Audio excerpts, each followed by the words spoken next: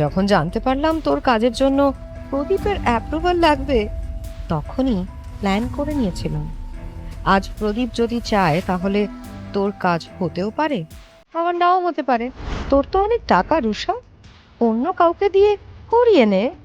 দেখ কৃষ্ণা, যা হয়েছে সবটাই আমার ভুল। প্লিজ, যদি সম্ভব হয় সবটা ভুলে যা। না, পারবো না আমি ভুলতে। বিয়ের সব কথাবার্তা যেদিন পাকা হয়ে গেল, সেদিন তুই সব বন্ধুদের সামনে প্রদীপকে যেভাবে অপমান করেছিলি, আমি কিছুতেই ভুলতে পারবো না সেই মুহূর্ত। আমাকেও অনেক কিছু বলেছিলি তুই। কাঁদতে কাঁদতে ওখান থেকে বেরিয়ে এসেছিলাম আমি। দেখ কৃষ্ণা, আমি বারবারই বলছি, যা করেছি তার জন্য আমি লজ্জিত। এখন লজ্জিত হয়ে কি হবে রুষা? ওই দিনের শাস্তি তুই আজ পাবি। অসম্মানের বদলে অসম্মান। মানে? মানে ও তো তোর বর, তাই না? ওকে দেখেই বোঝা যাচ্ছে প্রদীপের সামনে দাঁড়ানোর যোগ্যতা ওর নেই। আমি তো এও শুনেছি ও নাকি ঘর জামাই হয়ে থাকে। এবার কিন্তু তুই বাড়াবাড়ি করছিস। আমি তো এখনো কিছু শুরুই করিনি রুষা। আচ্ছা বেশ, অ্যাপ্রুভাল চাই তো তোর?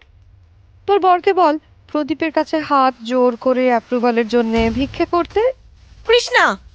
বাইরে যাওয়ার রাস্তা ওদিকে রুষা। মেজাজ হারিয়ে ওই ঘর ছেড়ে হন হন করে বেরিয়ে যায় রুষা।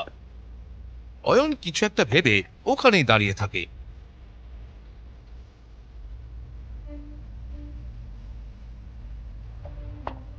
ইস, পেলি না অ্যাপ্রুভেল? So sad. এবার তোকে প্রজেক্টটা আমাকে হ্যান্ড ওভার করে দিতে হবে।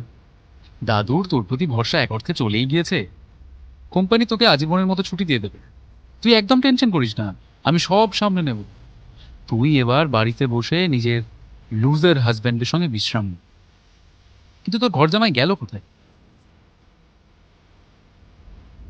কাঁচের এপার থেকে রুষা যা দেখলো তাতে ও খানিকটা অবাকই হলো।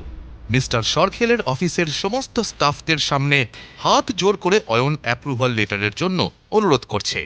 রুষা অপমানিত বোধ করে ওখান থেকে চলে যায়। কোথা থেকে পেলি এই অয়নকে? খুবই ভালোবাসে তোকে, সব কিছু করতে পারে ও তোর জন্যে। কংগ্রাচুলেশনস।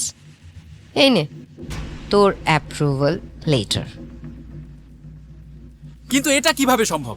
মিস্টার সরখেলকে আমি টাকা দিয়েছি। ফেরত পেয়ে যাবে তুমি তোমার টাকা। এই রিভেঞ্জ নেওয়াটা খুব জরুরি ছিল। ইতিমধ্যে অয়ন এসে রুষার পাশে দাঁড়ায়। তুমি কি ভাবো নিজেকে? কি দরকার ছিল এসব করার?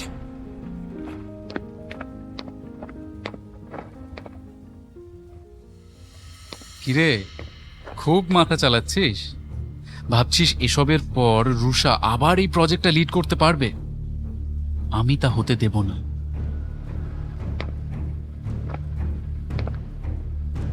তুমি কেন? পৃথিবীর কেউই রুষার কোনো ক্ষতি করতে পারবে না। বেশ, দেখি কতদিন তুই ওকে প্রোটেক্ট করতে পারিস, কতদিন তুই রুষার সঙ্গে সম্পর্ক টিকিয়ে রাখতে পারিস দেখছি। চেষ্টা করে দেখে নাও ভাই, তবে সাবধান, বুমেরাং না হয়ে যায়।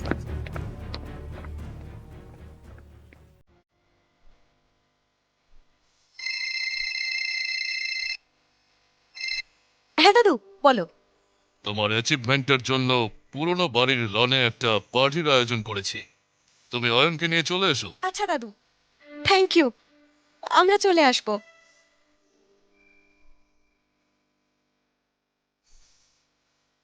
কি বললেন? দাদু পুরনো বাড়ির লনে পার্টি অ্যারেঞ্জ করেছেন, আমাদের দুজনকেই যেতে বলেছেন। সিংহবাড়ির পার্টিতে নিমন্ত্রিত বলে অয়নের মুখ হাসিতে ভরে যায়। খানিক বাদেই রুষা কিছু একটা ভেবে ওকে বলে, অ্যাকচুয়ালি দাদু পার্টিতে ডেকেছে ঠিকই, তবে তুমি আমাকে ওখানে পৌঁছে দিয়ে আসলেই হবে। অয়ন ভাবুক হয়ে রুষার কথায় মাথা নেড়ে ওখান থেকে চলে যায়।